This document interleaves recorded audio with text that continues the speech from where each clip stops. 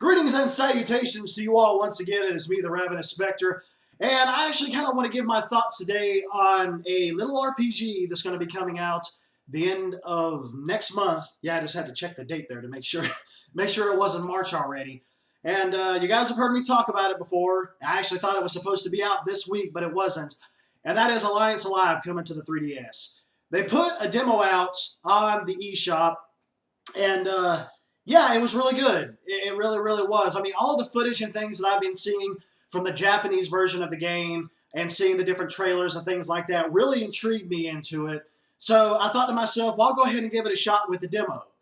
And I kind of forgot, I think I kind of mentioned this a little bit yesterday in the video that I had made.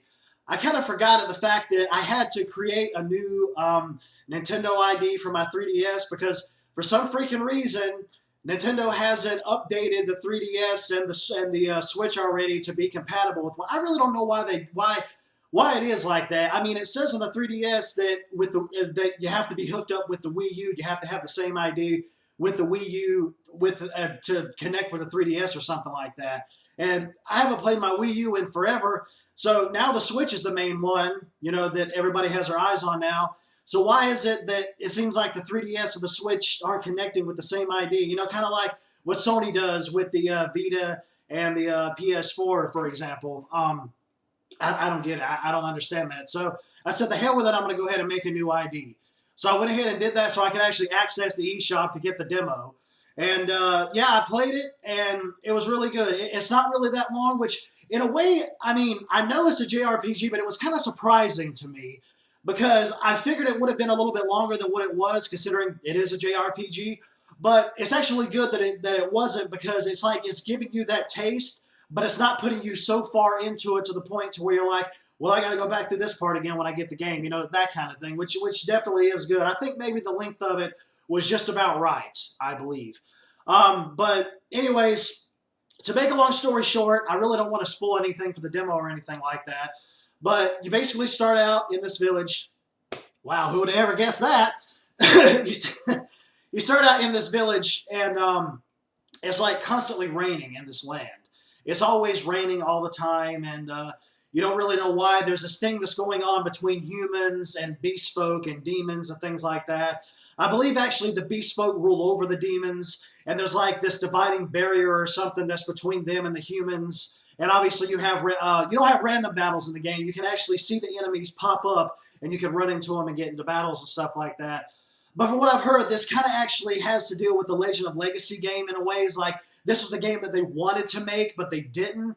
And this is supposed to be like what was promised previously, which is strange.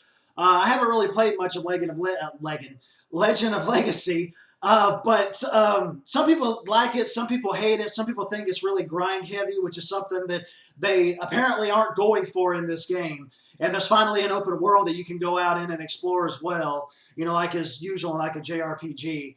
But from everything that I've seen, it kind of has the usual JRPG tropes in it, from what I've seen so far.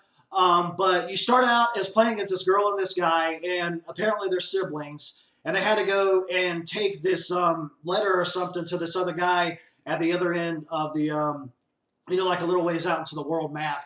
And there's like, one of the unique things that they see, at least from what I've seen in this, is that these different towers and things that you come in contact with that actually have humans there, they're like resistance forces or something like that. It can actually help you in battle.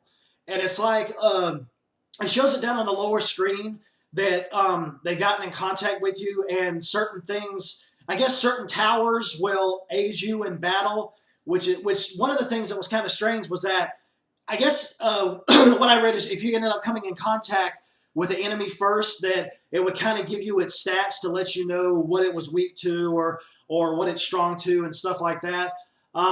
There's also another one, like another tower, like if you end up getting into a fight with the enemy, that it can stun it, and it'll be stunned at the start of the battle, so it gives you an advantage. So that's kind of a unique thing that they're putting in there. I guess like these certain towers or things that you're going to explore are going to actually give you some type of benefits and maybe like attribute boosting kind of skills or things while in battle. And anyways, long story short, it ends up taking you to this temple that you have to go to, that you kind of explore a little bit, and you get into some random battles and things like that. And there's a few different story cutscenes, and then you finally there's a puzzle that you solve as well. Interesting puzzle, honestly. Kind of deals with like lights and shadows with on statues and things like that unlock doors. Really interesting kind of thing. So then after that, you get into a boss fight, which the boss fight really wasn't anything to write home about. Definitely check out the demo for yourself if you guys are interested. I know it's just a demo, but I really want you guys to be able to check it out for yourself and see if you like it or not. But I don't really know how long it took me to finish the demo. I was really trying to take my time with it. Like, I was trying to get into some random battles. I was trying to check some things out to see what I liked, what I didn't like. Trying to look around the world a little bit. And one of the good things is when you end up finishing the demo, from what I saw, you could get like 4,000 skill points that you can utilize in the full game, which the skill points that you use is with the different weapons that you get. Like if you're using your fists, if you're unarmed, or swords, or staves, or axes, things like that. Each weapon type has its own like unique attributes that you can put skill points into. So I guess it kind of opens it up a bit for whatever type of weapon that you really kind of move towards, that you really like, that you can put skill points into those specific attributes on that weapon. So yeah, obviously when I started out, the dude had a lance and a sword, and the chick, she had a staff and a smaller dagger sword thingy. It was like a smaller sword pretty much, because from what I've seen on there, it didn't say anything about daggers. But it's going to be real interesting to see how the full game is going to be. See what other type of weapons and things you'll get into, and what type of other skill points and things that you'll be able to unlock different types of moves in there. So one of the things that and the things that I've seen in it, seems like it really does pay homage, if you will, to Legend of Legacy, especially with the art style, because the art style looks like it's from the creators of Bravely Default. I mean, I'm not talking about like the creators. I'm talking about the artists, is what I meant. The art style really does look like that. It probably is from them, but it's an Atlas game. It's like a Square Enix game. But the thing is that everything about it was really cool, and I really want to talk about some spoilers here with the demo, but I'm not going to, because it surprised me as something that happened in the end, and it really made me think, holy crap, what's going to happen now? When the demo ended, I was like, God, I want to continue. But obviously I can't. I have to wait for the full game to come out. But yeah, from what I've seen, it looks really good, looks really interesting. It plays well also. Another thing that I've noticed also from Legend of Legacy they had transferred over is, when you're in battle, after you get out of battle, your health points recharge and go straight back up again. I don't know if they fully recharge or if they do fully recharge. I'm not sure if they do or if they don't. I wasn't really paying attention to that.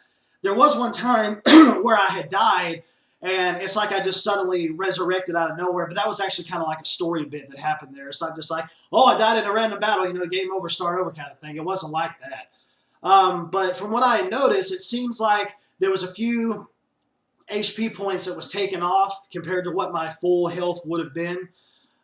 So I'm not really sure. Maybe it was just dealing with the story cutscene that I had went through, or what have you. But yeah, it's definitely a JRPG worth checking out. Check out the demo as well if you guys haven't, and see if it interests you at all. I'm definitely going to end up picking it up, obviously.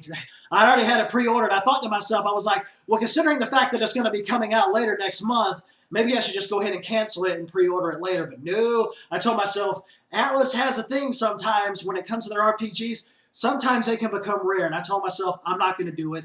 I'm just going to go ahead and stick with what I got. It wasn't full price. I paid like $30-some for it. It wasn't like 60-something or anything like that. So, it's not really a hit to the wallet as much as it would be for $60, especially considering that it's a portable title, and portable titles are cheaper. Yeah, I just want to do a little thought on the demo of Alliance Alive. If you guys are interested, definitely check it out, see what you think. And it actually comes out the end of March, so I'm definitely going to be picking up, and I'm going to do an unboxing of that as well. And yeah, definitely some some good games that are going to be coming out, especially for RPG fans. But anyways, I will go ahead and end this like I always do. Later, taters. Go play Alliance Alive. It's great.